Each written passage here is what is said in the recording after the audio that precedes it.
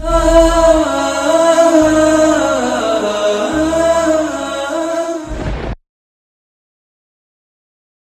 الحمد لله نحمده ونستعينه ونستغفره ونؤمن به ونتوكل عليه ونعوذ بالله من شرور أنفسنا ومن سيئات أعمالنا من يهده الله فلا مضل له ومن يضلل فلا هادي له وأشهد أن لا إله إلا الله وحده لا شريك له وأشهد أن محمدا عبده ورسوله أما بعد فإن خير الحديث كتاب الله وخير الهدي هدي محمد صلى الله عليه وسلم وشر الأمور محدثاتها وكل محدثة بدعة وكل بدعة ضلالة وفي رواية وكل ضلالة في النار فأعوذ بالله من الشيطان الرجيم بسم الله الرحمن الرحيم يريدون أن يطفئوا نور الله بأفواههم ويأبى الله إلا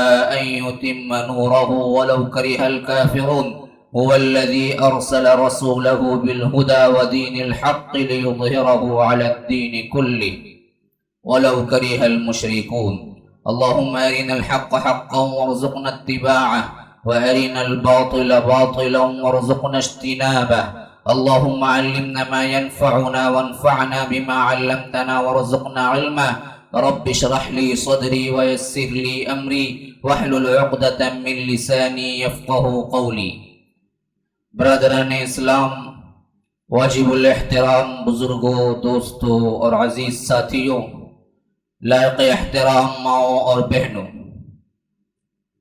یہ مہینہ محرم کا مہینہ چل رہا ہے اور اس سلسلے میں جو غلط فہمیاں ہم امت مسلمہ کے اندر پائی جاتی ہیں، تو اس کا ایک نازک مقام میں نے چھیڑا تھا گزشتہ جمعے کے اندر کہ اصل واقعہ کربلا کا کیا پیش آیا، اور اس سلسلے میں اغیار کی، یہودیوں کی اور اللہ کے رسول اور اللہ تبارک و تعالی کے دشمنوں کی کیا سازشیں کی اور کس طرح تاریخ اسلام کو مسخ کر ڈالا، اور آج امت مسلمہ کے اندر بہت سے فرق اور بہت سی جماعتوں کا پیدا ہونا اور ان کے عقائد کا بننا انہی واقعات پر مشتمل ہے۔ تاریخ میں جو واقعات ہمیں ملتے ہیں کربلا جیسے، مسلمانوں کو سب سے اہم بات یہ یاد رکھنی چاہیے کہ ایک کربلا تاریخ میں نہیں ہوا، اس سے بڑے بڑے واقعات اور اس سے بڑے بڑے مظالم ہمیں تاریخ اسلام میں ملتے ہیں، اور ہر ایک واقعے کے بعد کافر یا دشمن یا یہودی یا اللہ اور اس کا رسول کا دشمن یہی سوچتا ہے کہ اسلام کو ہم نے کاری ضرب لگائی ہے اور اب اسلام اٹھنے کے قابل نہ رہا۔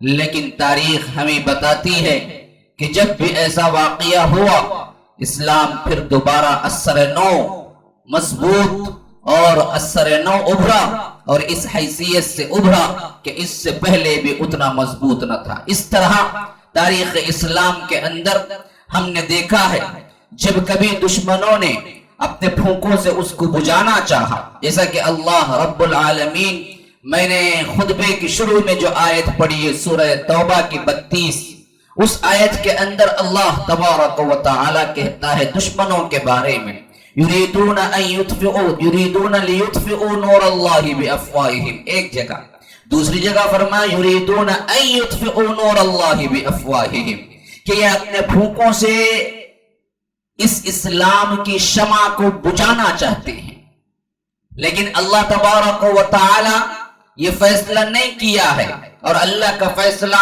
غالب رہنے والا ہے۔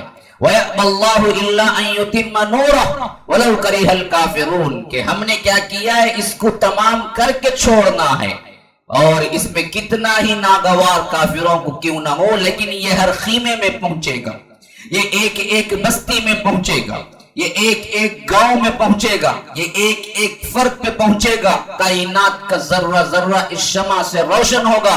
یہ اللہ تبارک و تعالی کا اعلان ہے۔ اسی وجہ سے شاعر کہتا ہے کہ اسلام کی قدرت میں، اسلام کی فطرت میں قدرت نے لچک دی ہے، اتنا ہی ابھرے گا جتنا کہ دباؤ گے۔ جتنا دبانا چاہا دشمنوں نے، اللہ تبارک و تعالی کے فضل سے اتنا ہی ابھرتا چلا گیا کہ اللہ کے رسول صلی اللہ علیہ وسلم کی زندگی ہی میں یہودیوں کا ایک ٹولہ اور اس میں منافقین کے ملے ہوئے چند افراد اللہ کے رسول صلی اللہ علیہ وسلم کی ذات پہ حملہ کرنا چاہا۔ ایک مرتبہ نہیں، دو مرتبہ نہیں، تین مرتبہ نہیں، میں نے مفصل گزشتہ کی جمعہ میں بتا دیا۔ اللہ تبارک و تعالی محفوظ کیے ہوا تھا، ان اللہ یعصمک من الناس، ہم تمہیں لوگوں سے بچائیں گے، یہ اللہ کا وعدہ تھا۔ اس وجہ سے اللہ کے رسول صلی اللہ علیہ وسلم ان حملوں سے بچ رہے، اور اللہ کے رسول صلی اللہ علیہ وسلم کی وفات کے بعد ابو بکر صدیق سریرہ رائے خلافت ہوئے، تو اس وقت سے ان کی سازشوں کا تانا بانا بنتا چلا گیا، یہاں تک کہ حضرت عمر بن الخطاب آئے، جن کے بارے میں اللہ کے رسول نے فرمایا کہ اگر یہ ایک گلی سے گزرے تو شیطان اس گلی سے نہیں گزر سکتا۔ یہ عمر دروازہ بن کے کھڑے رہے ان فتنوں کو روکے ہوئے، جیسے کہ اللہ کے رسول صلی اللہ علیہ وسلم نے پہلے ہی اطلاع کر دی تھی، یہ دروازہ ہے آگے آنے والے فتنوں کا۔ تو حضرت حذیفہ سے ایک مرتبہ حضرت عمر نے سوال کیا، اچھا تمہیں معلوم ہے وہ دروازہ توڑا جائے گا کھولا جائے گا؟ توڑا جائے گا کھولا جائے گا؟ تو حذیفہ نے کہا کہ مجھے معلوم ہوتا ہے وہ دروازہ توڑا جائے گا، کھولا نہیں جائے گا۔ تو حضرت عمر نے کہا تو پھر تو توڑا جائے گا تو بند کرنا مشکل ہو جائے گا، کھولا جائے گا تو بند بھی کر سکتے ہیں۔ تو بعینی وہی مسئلہ ہوا کہ حضرت عمر شہید ہوئے، وفات نہیں پائے۔ تو حضرت عمر کی شہادت سے امت کے اندر جو فتنے پیدا ہوئے آج تک موجود ہیں، قیامت تک چلتے رہیں گے۔ کیوں؟ دروازہ توڑا گیا ہے، کھولا نہیں گیا ہے۔ کہ حضرت عمر کی شہادت خود ایک ایرانیوں کی سازش لگتی ہے۔ ابو لولو فیروز جو ایک ایرانی مجوسی غلام تھا، حضرت مغیرہ بن شعبہ کا غلام تھا، یہ ایران کی فتوحات میں غلام بن کے آیا تھا، لیکن بدبخت یہی وہ تھا جو حضرت عمر کا قاتل مدینے کے اندر تھا۔ مدینے کے اندر کبھی کبھی وہ دعا کرتے تھے، حضرت عمر اے اللہ مجھے شہادت کی موت نصیب کر، اے اللہ مجھے شہادت کی موت نصیب کر۔ ساتھی شاگرد کہتے تھے اے امیر المومنین عجیب بات ہے، آپ مسلمانوں کے خلیفہ ہیں اور مدینہ منورہ سب سے محفوظ مقام ہے، یہاں شہادت کی دعا کرتے ہیں، کون سا کافر آ کے آپ کو یہاں مار سکتا ہے ہمارے درمیان رہتے ہوئے، اور آپ مدینے سے نکلنا بھی نہیں چاہتے، پھر بھی آپ دعا کرتے ہیں کہ شہادت کی موت دے، تو شہادت کیسے آئے گی؟ بات اس وقت تک سمجھ نہیں آئی جب ابو لولو فیروز کا خنجر حضرت عمر کے پیٹ میں لگا۔ اس وقت لوگوں کو بات سمجھ آئی کہ اللہ نے حضرت عمر کی دعا قبول کی اور مدینے ہی میں شہادت کی موت دی، لیکن ایک کافر کے ہاتھوں۔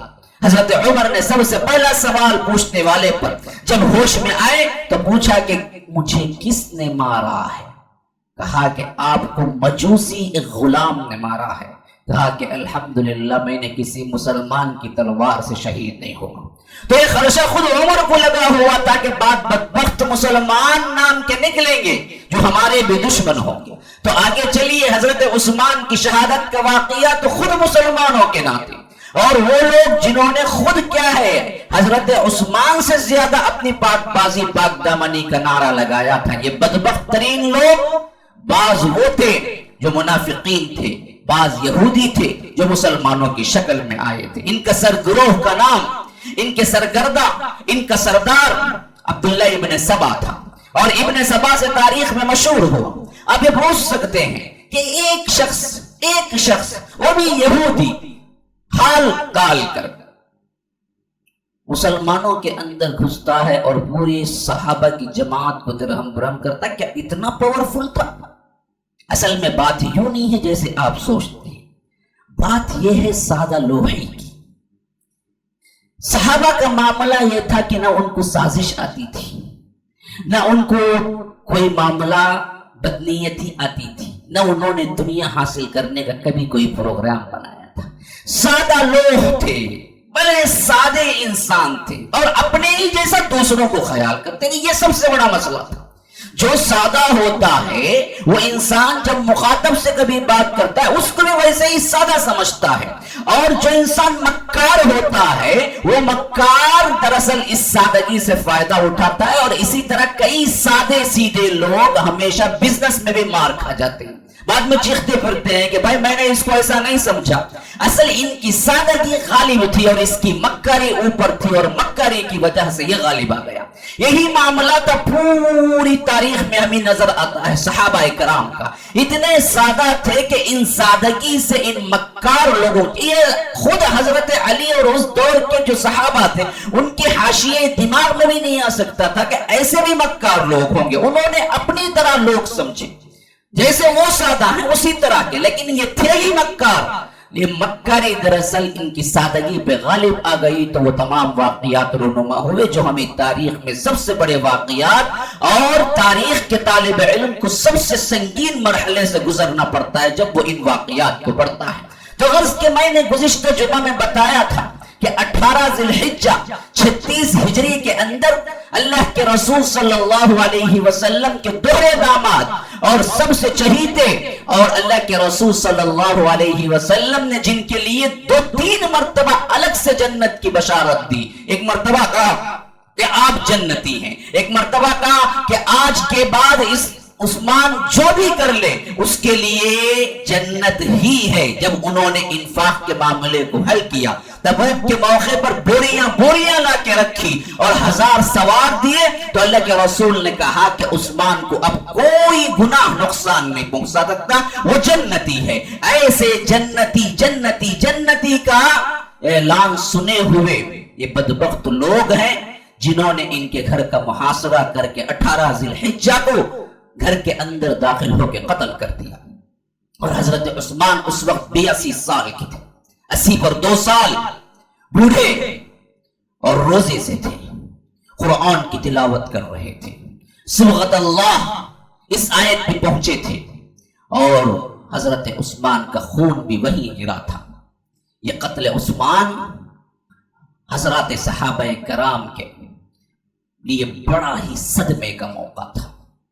مدینے کے اندر کسی کو کوئی بات سجائی نہ دیتی تھی۔ ایسی حالت میں جو بچے کچے صحابہ ابھی حج کو واپس نہیں لوٹے تھے کیونکہ حج کا زمانہ تھا، تو حضرت علی بن ابی طالب کو امیر المؤمنین بنا دیا۔ یہ 36 ہجری 36 ہجری کا واقعہ ہے۔ حضرت علی جیسے ہی خلافت پر بیٹھے تو ان میں سب سے زیادہ فوج میں شریک ہونے والے یا ساتھی قریب رہنے والے وہ بدبخت لوگ تھے جو خود حضرت عثمان کے قاتل تھے۔ یہ عجیب مسئلہ حضرت علی کے ساتھ پیش آیا رضی اللہ عنہ۔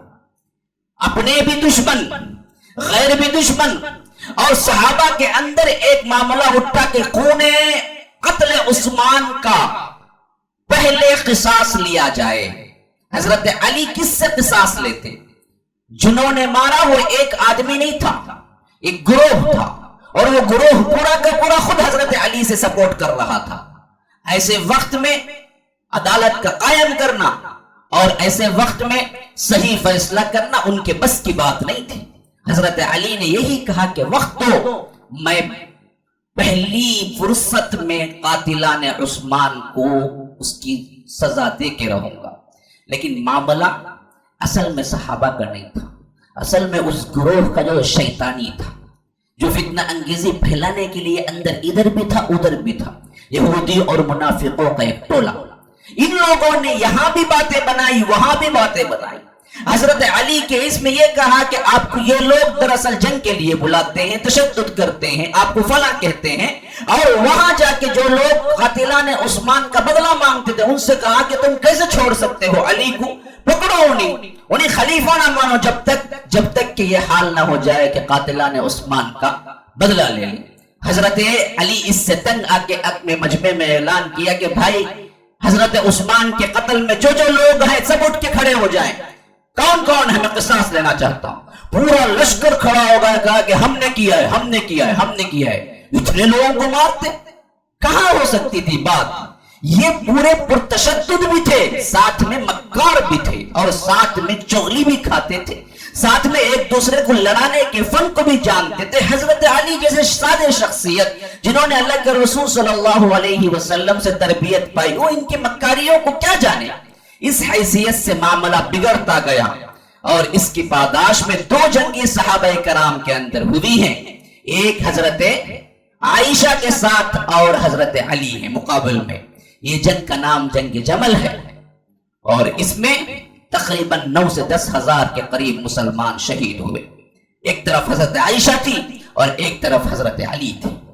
پھر اس کے بعد حضرت عائشہ کو یہ احساس ہوا تو وہ کہا کرتی تھی کاش کہ میں جنگ جمل سے پہلے 20 سال پہلے مر گئی ہوتی، میرے ہاتھ سے گناہ سرزد نہ ہوتا، میں کیوں حضرت علی کے خلاف نکلی تھی. انہیں بھی احساس ہو گیا یہ سب کچھ ایک مغالطہ، ایک غلط فہمی تھی، ایک اجتہادی غلطی تھی جس کی وجہ سے کوئی قصوروار یا گنہگار نہیں ہوتا، بلکہ یہ ہوتا ہے کہ خطا کرنے والے کو ایک ثواب ملتا ہے، اگر صحیح کیا تو اس کو 2 ثواب ملتا ہے، تو سب ثواب کے مستحق تھے.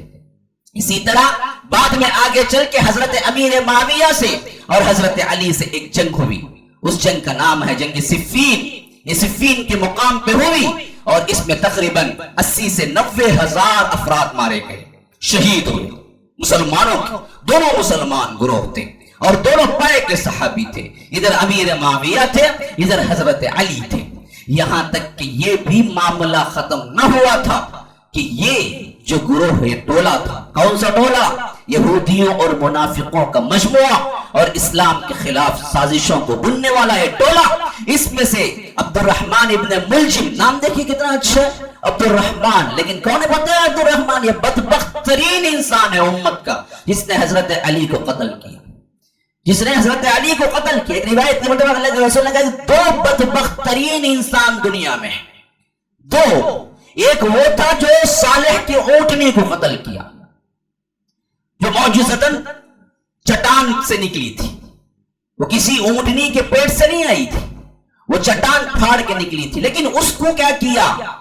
جس نے مارا وہ سب سے بدبخت ترین پچھلی امتوں کا انسان تھا اور بعد کے آنے والی امتوں کا سب سے بدبخت ترین انسان وہ ہے علی جو تجھے یہاں مارے گا.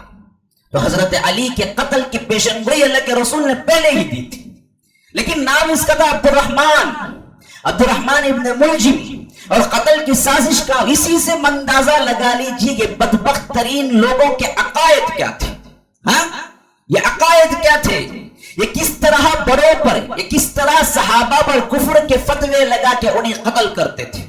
یہ بے باکی، یہ عیاری، یہ فحاشی ان لوگوں کے اندر رچ بس گئی.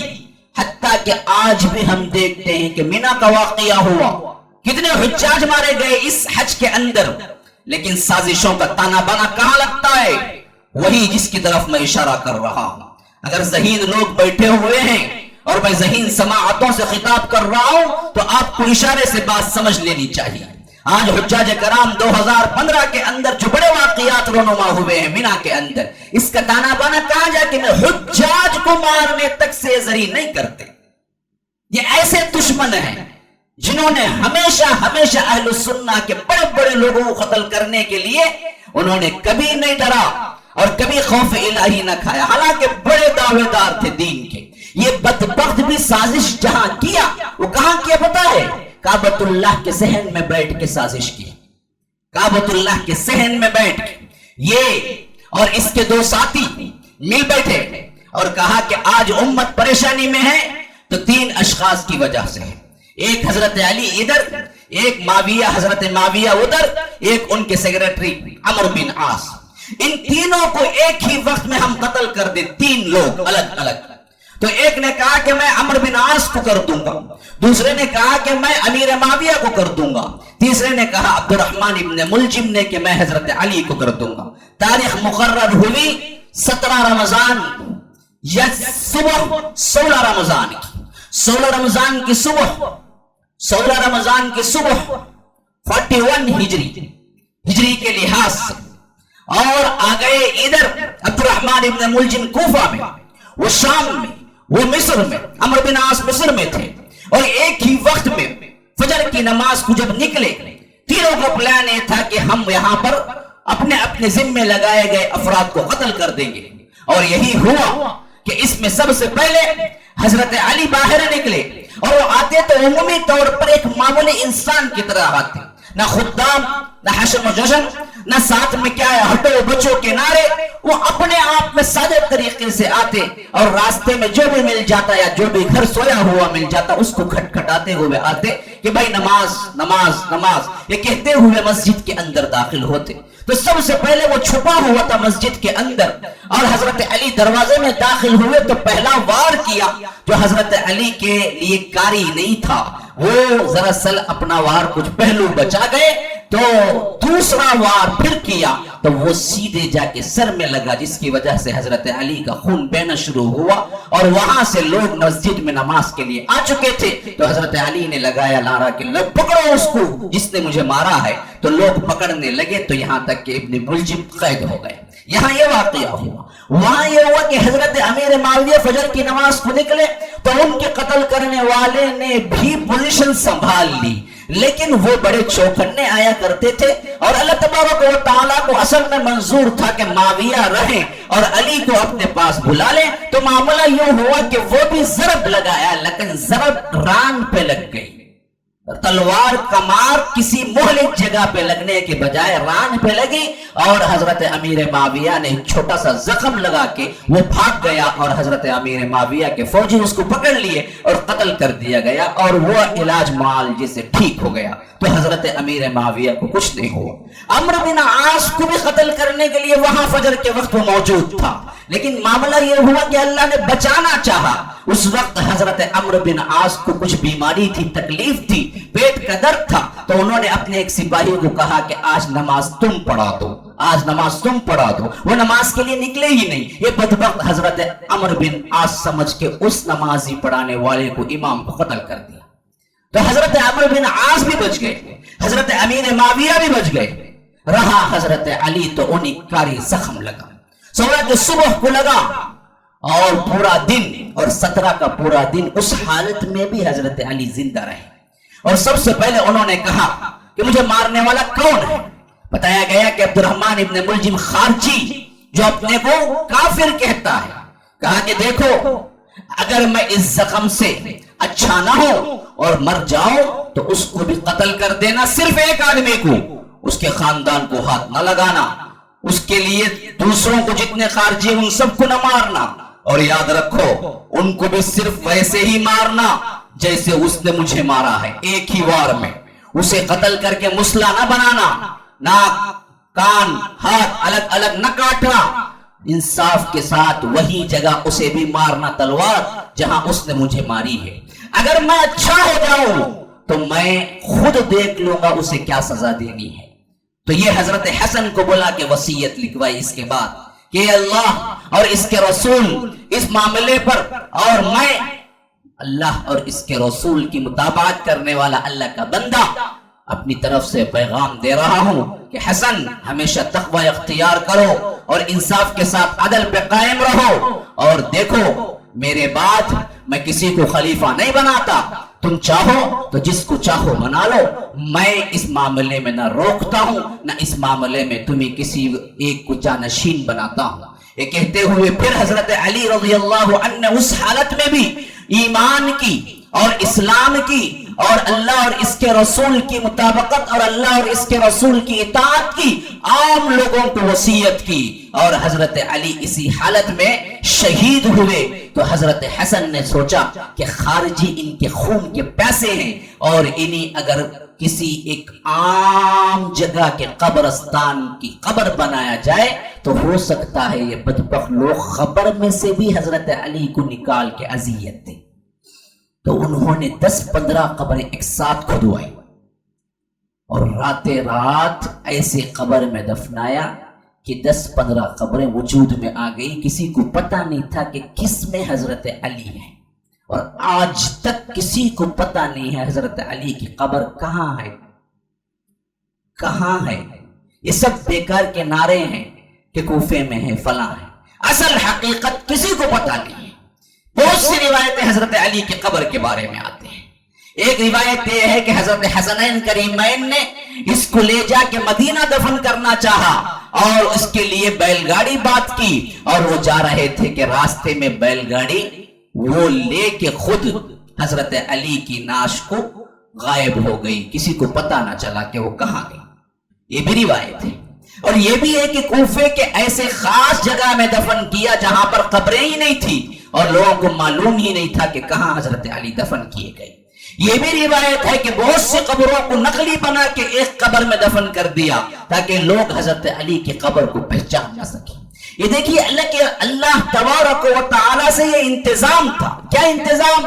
کہ معلوم تھا کہ آگے اگلی امت میں ان پر مبالغہ آرائی کر کے ان کو خدا ماننے والے بھی نکلیں گے، ان سے براہ راست مانگنے والے بھی نکلیں گے۔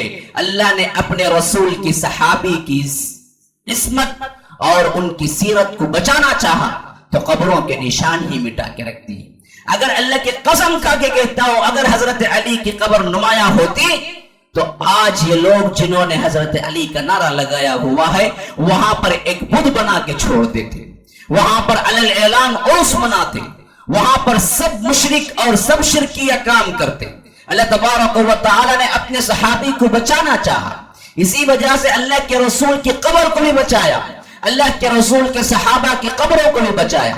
کوئی ایک بتائیے جہاں پر عرس ہوتا ہو، جہاں پر کوئی مزار ہو، کسی صحابی کو بچایا۔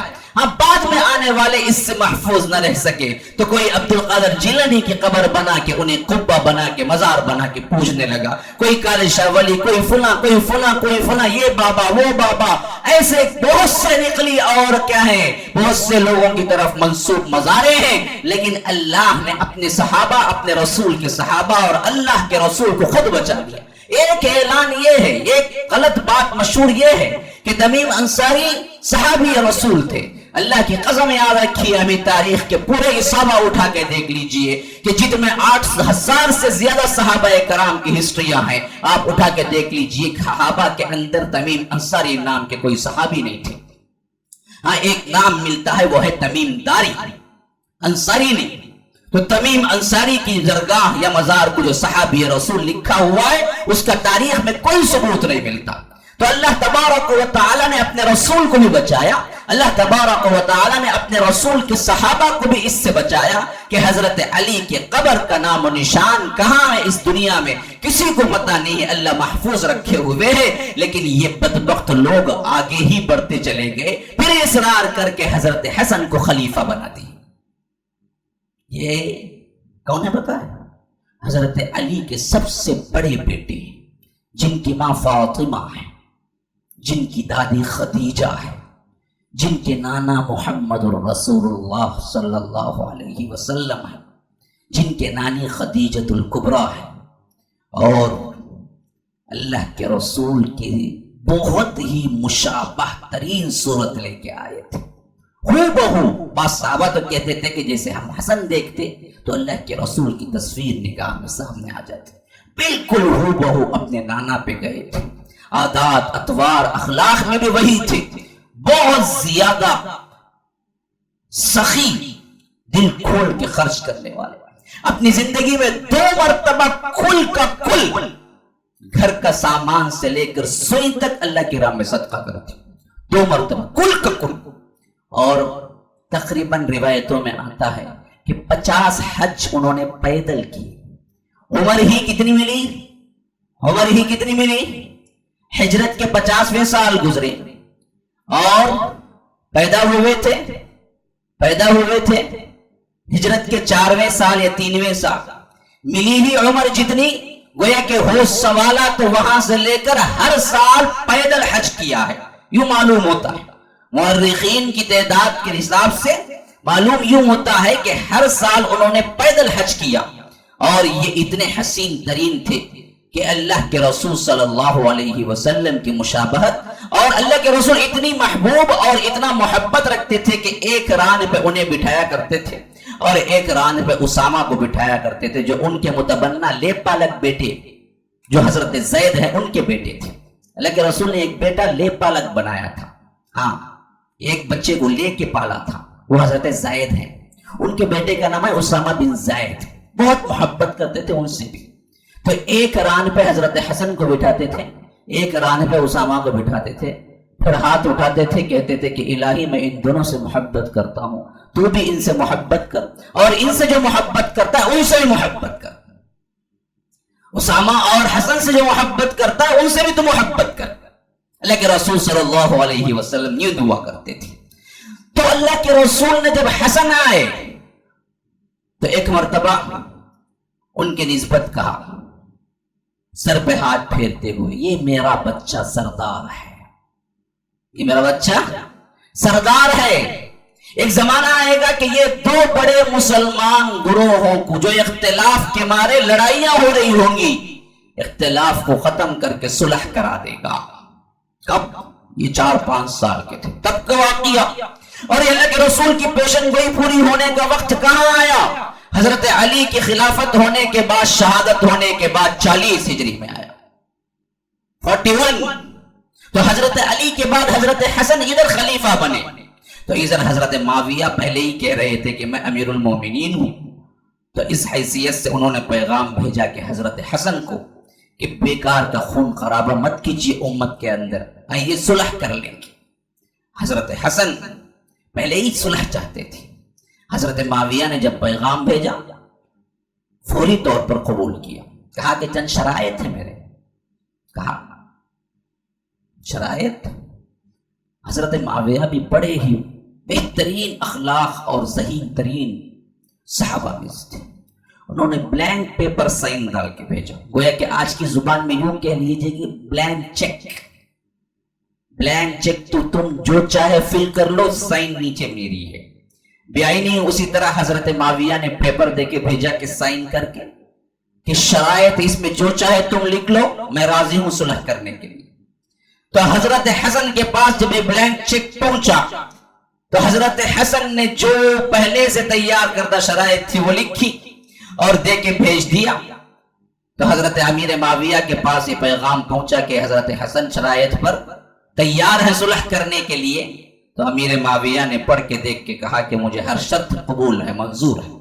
تو پھر اس کے بعد حضرت حسن نے خطبہ دیا کہ لوگوں یاد رکھو، پچھلی جو کچھ بھی ہوئی ہے میرے ابا کی خلافت کے زمانے میں مسلمانوں کے اندر خون بہا ہے، میں کبھی نہیں چاہتا کہ میرے لیے یا میری خلافت کی وجہ سے کسی ایک مسلمان کا بھی خون بہے، اور میں اسی وجہ سے اس روش کو چھوڑتا ہوں اور میں صلح کی طرف آمدہ ہوں، اور میں آج تمہارے لیے تمہارے خونوں کو بچانے کے لیے اپنی خلافت سے دستبردار ہوتا ہوں۔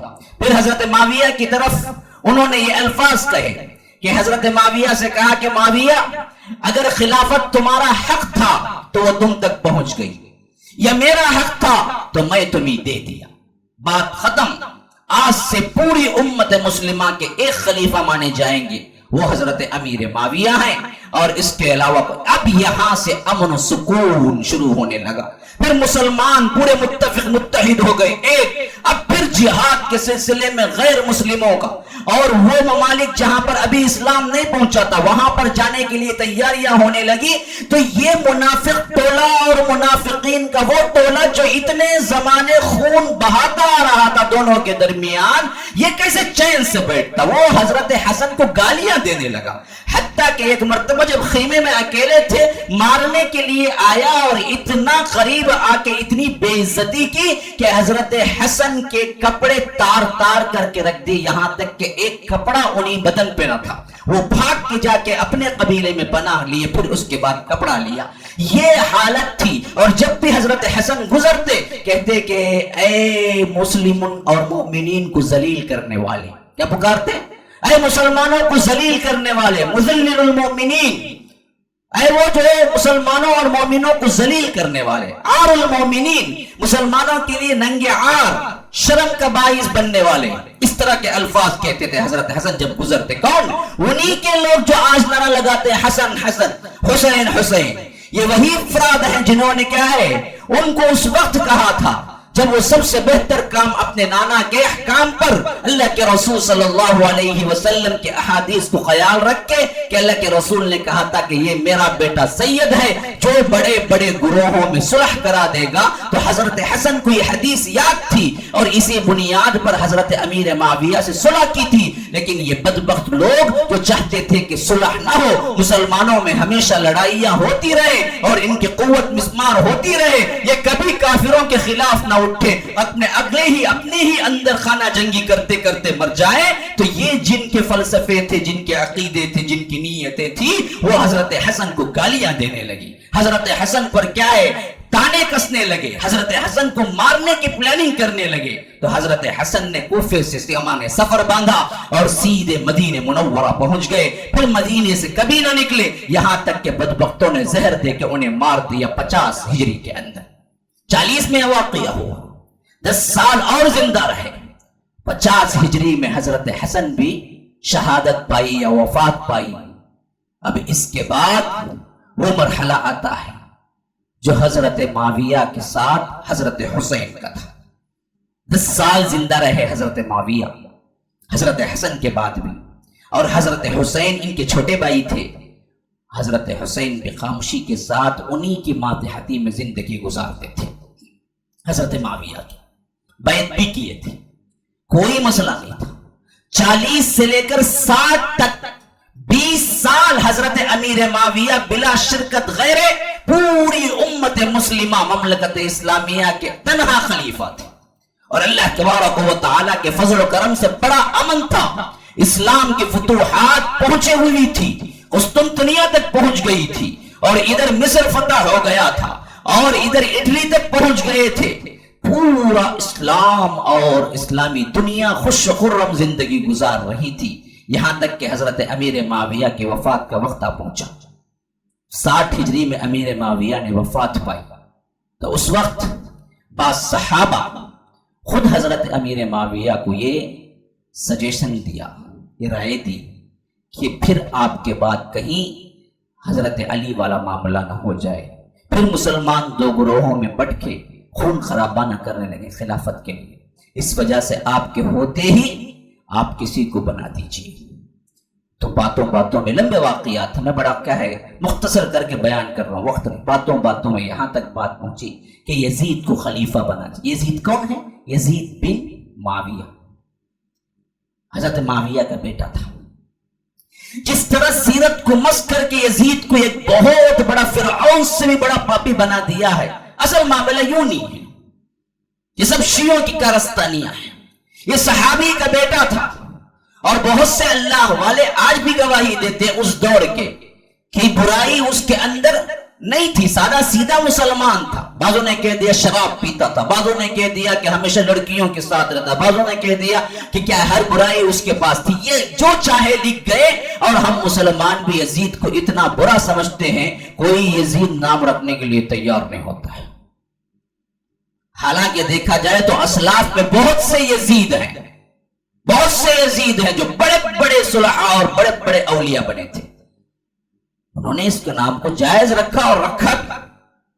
ہاں، اور بات ہے کہ اس کی عہد خلافت میں، اس کی عمارت میں یہ اندھناک واقعہ پیش آیا کہ حضرت حسین تنے تنہا کر کے کربلا میں شہید کر دیے گئے۔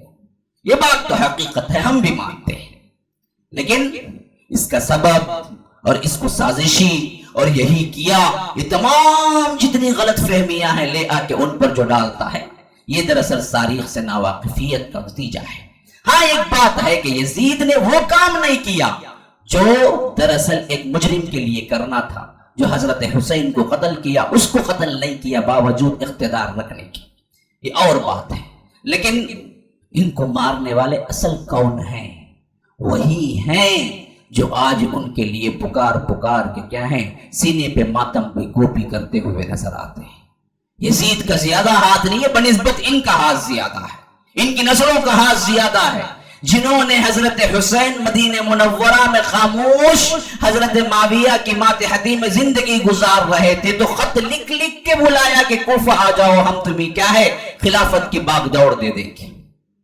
حضرت حسین کے پاس موٹوں میں بھرے ہوئے اتنے خطوط موجود ہوئے، جو کوفے والے لکھتے تھے کہ دیکھو امیر معاویہ گزر چکے ہیں، ہم یزید کو نہیں مانتے، آپ کوفہ آ جائیں، ہم آپ کے ساتھ ہیں۔ تو انہوں نے کیا کیا، سامان سفر باندھا 60 ہجری میں۔ تو حضرت عبداللہ ابن عباس کو پتا چلا، حضرت عبداللہ ابن عمر کو پتا چلا، عبداللہ ابن زبیر کو پتا چلا، وہ آئے اور کہا کہ اللہ کے لیے ہم پہ رحم کیجیے، ہمیں خطرہ ہے کہ جس طرح ان بدبختوں نے کوفے کے اندر آپ کے باپ کو شہید کیا تھا اسی طرح آپ کو بھی شہید کریں گے۔ الکوفی لا یوفی، یہ محاورہ اسی سے نکلا ہے، کوفے والے کا کبھی اعتبار نہیں ہے، یہ ہمیشہ دغا دینے والے ہیں۔ تو انہوں نے لاکھ سمجھایا کہ آپ مت جائیے، لیکن حضرت حسین نے کہا کہ نہیں بھائی، وہ معاملہ دوسرا تھا، اب تو میرے پاس کیا ہے، تقریباً 1,00,000 سے زیادہ خطوط ہیں جو لوگ لکھے ہیں اور بلائے ہیں کہ آئیے آئیے آئیے آئیے۔ تو حضرت حسین ان سب کی باتوں کو رد کیے، اور جیسے وہ سادہ تھے اسی طرح سادہ خیال کرے ان کے مکاریوں میں آ گئے اور مدینے سے چل پڑے، مکہ آئے، پھر وہاں سے عبداللہ ابن زبیر کو ملا، انہوں نے بھی بہت اصرار کیا لیکن ان کی بات بھی نہ مانے، اور کم از کم اتنا کہا کہ آپ جا رہے ہیں تو بچوں کو مت لے جائیے، خاندان کو مت لے جائیے، اکیلے جائیں، یہ بھی نہ مانے۔ 80 کے قریب اہل بیت تھے پورے کے پورے، جو ان کے ہی بھائی یا ان کے بہن یا ان کے کزنز، یہ سب کچھ پورا ایک قافلہ تھا، 80 افراد کے قریب، اس میں کوئی سپاہی نہیں تھا، اور مرد میدان کی حیثیت سے نوجوان یا بڑے لوگ تو 17-18 آدمی تھے، بس سب بچے اور عورتیں تھیں۔ یہ لے کے وہ نکلے، اس سے پہلے اپنے بھائی کزن کو حضرت عقیل کو بھیجا کہ جاؤ جا کے میری طرف سے کوفے میں بیعت کرو۔ تو وہاں وہ جا کے پہنچے، پہلے دن 80,000 لوگ بیعت کیے۔ تو انہوں نے لیٹر لکھا کہ معاملہ بالکل سچا ہے یا آپ پہ نثار ہونا چاہتے ہیں، آپ جلدی سے آ جائیے۔ لیکن جہاں پہلے دن یہ ہوا، دوسرے دن جب یزید کی طرف سے عبداللہ بن یزید یہ آیا یہاں پر، عبداللہ ابن زیاد نام کا ایک گورنر کوفے کے اندر، وہ بڑا سخت تھا، مکار بھی تھا، تو اس نے کہا کہ جو کوئی یزید کے خلاف بیعت کیا ہے اگر وہ آ کے رجوع کر دے تو میں اسے معاف کر دوں گا، لیکن میں نے تحقیق کی اور معلوم ہوا تو اس کو نہیں ماروں گا، اس کے گھر کو جلا دوں گا ساتھ میں۔ تو بس یہ دھمکی تھی کہ پہلے دن 80,000 بیعت کرنے والے، دوسرے دن جب یہ نکلے پکڑے گئے تو صرف 4,000 افراد ساتھ دینے کے لیے آئے، اور وہ بھی عبداللہ ابن زیاد کے گھر تک پہنچتے پہنچتے 400 افراد تھے۔ اور اس کے بعد پھر جب قریب پہنچ گئے دروازے میں تو پلٹ کے دیکھا کہ کوئی حضرت عقیل کے ساتھ دینے کے لیے نہیں آیا تھا۔ تو وہ بدبخت عبداللہ ابن زیاد نے حضرت عقیل کو پکڑا، اوپر لے گیا مہاڑی پر، وہاں سے نیچے لاش کو گرایا اور کہا کہ دیکھو جو کوئی بھی عقیل کا ساتھ دے گا اس کی یہی حالت ہوگی۔ بس وہاں سے کوفے کے لوگوں نے چپ چاپ خاموش رہ گئے۔ اب یہ راستے میں آ رہے تھے حسین، انہیں خبر ملی کہ آپ نے جو بھیجا ہے کزن کو بیعت لینے کے لیے، ان کو عبداللہ ابن زیاد نے یوں کیا ہے، آپ مت جائیے۔ تو حضرت حسین وہی رک گئے۔ حضرت حسین رک کے مشورہ کیا کہ کیا کرنا چاہیے، لیکن جو حضرت عقیل کے رشتہ دار تھے، عربوں کا اپنا ایک مزاج ہے، وہ خون کا بدلہ لینا ضروری سمجھتے ہیں، تو اس مزاج کے تحت وہ انہوں نے کہا کہ حسین ہم واپس جانے والے نہیں ہیں، ہم عقیل کا بدلہ لیں گے۔ تو انہوں نے کہا کہ اچھی بات ہے، میں بھی راضی ہوں، میرے لیے عقیل جان دی ہے، میں کیسے چھوڑ کے جا سکتا ہوں تمہیں، چلو آگے بڑھو۔ آگے بڑھتے گئے تو یہاں تک کہ عبداللہ ابن زیاد کی ایک فوج آ کے محاصرہ کر لی حضرت حسین کے قافلے کا، اور وہ جگہ جہاں پر تھی، چلتے چلتے چلتے جہاں جنگ شروع ہوئی وہ کربلا تھا، جہاں پر اس مقام پہ آ کے پہنچے تھے، اور جس دن ہوئی وہ 10 محرم تھا۔ اور اس کے بعد اس نے پھر ایک 4,000 کی فوج بھیجی، تقریباً 8,000 کی فوج، اور یہاں 80 لوگ، ان میں بھی 17-18 صرف مرد حضرات۔ ان سے جنگ شروع ہوئی، ایک ایک کر کے کٹنے لگے، ذبح ہونے لگے، یہاں تک کہ آخری میں حضرت حسین نکلے، وہ بھی کئیوں کو قتل کر کے آخرکار شہید ہو گئے۔ اس میں نہ یزید کو پتا تھا کہ کیا ہو رہا ہے، نہ ادھر حضرت حسین کو۔ یہ بدبخت لوگ مارنے والے بھی اس وقت وہی کوفی تھے جنہوں نے لیٹر لکھ کے حضرت حسین کو بلایا تھا کہ آ جاؤ آ جاؤ آ جاؤ، ہم آپ کے ہاتھ پہ بیعت کرنے کے لیے تیار ہیں۔ وہی ہیں، پھر وہی کوفی ہیں آج کوفے میں جو ہنگامہ کر رہے ہیں 10 محرم پر، ماتم کر کر کے چیخ چلا کے، یہ بھی وہی لوگ ہیں۔ تو کیسی تاریخ ہے جان لیجئے، کیسے ہمیں الو بنا کے رکھا ہے سنیوں کو، سمجھتے ہیں بڑا پاپ ہوا ہے بھائی ان کی طرف سے، ہم سنیوں کی طرف سے، ہم نے دراصل مارا، بدبختوں نے بلایا، بدبختوں نے مارا، بدبخت ہی اب رو رہے ہیں، سب انہی کا کیا دھرا ہے، اس میں ہاتھ کسی کا نہیں ہے، وہ بلاتے کبھی نہ آتے یہ، اور کبھی کربلا کا واقعہ نہ ہوتا، یہی خود لیٹر لکھ لکھ کے بلائے، جب آئے تو یہی خلاف بن کے جنگ کرنے کے لیے، اسی وجہ سے جب میدان جنگ میں آمنا سامنا ہوا تو حضرت حسین نے وہ موٹے بھر بھر کے جو لیٹرز تھے لے آ کے یوں اونڈیل دیا اور کہا کہ بدبخت تو دیکھو تمہارا نام پڑھ کے دیکھو، تمہیں نے تو بلایا ہے، یہ سب کچھ تمہارے بلاوے پہ میں آیا ہوں، کسی مہمان کے ساتھ یوں سلوک کرتے کہ اب تلواریں سونت کے میرے سے آئے، تو کہا کہ یہ سب ہم نے نہیں لکھا، پتا نہیں آپ کو کہاں سے آ گیا، جھوٹ میں بھی بڑے مکار تھے۔ ایسی قوم تھی جس نے حضرت حسین کو جو اللہ کے رسول کے نواسے تھے بے دردی سے قتل ہی نہیں کیا، عبداللہ ابن زیاد کو خوش کرنے کے لیے حضرت حسین کے بدن کو گھوڑے کو سموں پہ کچل ڈالا، ان کی بھی خبر کہاں کسی کو معلوم نہیں، بدن پر ہی انہوں نے کیا کیا، گھوڑے چلا دیے اور صرف سر لے کے ابن زیاد کے دربار میں لے جا کے پہنچایا تاکہ ابن زیاد خوش ہو کے اسے انعام دے۔ یہ بدبخت ترین لوگ ہیں جنہوں نے شروع سے لے کر دغا بازی کی اپنوں کے ساتھ اور انہی کو مارا، پھر وہ مر گئے یا ان سے شہادت پائی تو بدبخت یہی لوگ ہیں، ماتم بھی کرنے لگے تاکہ لوگوں کو امت کو پتہ نہ چلے کہ اصل چور کون ہے۔ کیوں؟ چور چوری کر کے چلائے کہ چور چور چور، تو وہ چور ثابت نہیں ہوتا ہے، دوسرا کوئی چور ثابت ہوگا۔ یہ پرانی روش ہے، خود چوری کیا اور وہی چلانے لگے کہ چور کون ہے چور کون ہے، تو پھر چور پکڑا کیسے جائے گا؟ آپ سمجھیں گے کہ یہ تو کیا چور نہیں کیے وہ نہ کیوں اللہ تھا۔ یہی حالت ہے ان لوگوں کی کہ اصل حقیقت انہوں نے سب کچھ کیا اور چلانے لگے کہ ان کو قتل کر دے تاکہ قتل کا الزام ان پر نہ آئے۔ اصل حقیقت اس میں نہ صحابہ کا تھا، نہ یزید کا بڑا معاملہ تھا یا دوسرا کوئی معاملہ تھا، سب انہوں نے کیا اور آخرکار قتل بھی کیا، قتل کے بعد رونا دھونا بھی انہوں نے شعار بنایا اور انہوں نے ہی وہ سب کام کیے جو آخر عقائد کے سلسلے میں گروہ بندیاں قائم کرتی۔ یہ تھا مختصر سے مختصر، جہاں تک میں نے سوچا ایک خطبے میں ختم کر دیا جائے، اس وجہ سے میں نے کیا ہے آپ لوگوں کے سامنے، اگر آپ کو واقعتاً حقائق جاننے ہیں تاریخ اسلام پڑھیے اور اس میں دیکھیے تفصیلات کیا ملتی ہیں اور ہمیں کس طرح الو بنایا گیا ہے۔ اللہ تبارک و تعالی ہمیں کیا ہے سچ کی طرف آگے بڑھنے کی اور سچ کو ماننے کی اور سچ پر چلنے کی توفیق عطا فرمائے۔ اللہ تبارک و تعالی ہمیں اسلام کے لیے جان و مال دے کر اللہ تبارک و تعالی کے اس اسلام کو اسٹیبلش کرنے کی توفیق عطا فرمائے۔ اللہ تبارک و تعالی ہم سب کو کہنے سننے سے زیادہ عمل کی توفیق عطا فرمائے، جس طرح یہاں جمع فرمایا ہے جنت الفردوس میں ہم سب کو جمع فرمائے۔ هذا وبالله التوفيق، صلى الله وسلم على نبينا محمد۔ أسأل الله لي ولكم ولسائر المسلمين من كل ذنب فاستغفروه إنه هو الغفور الرحيم۔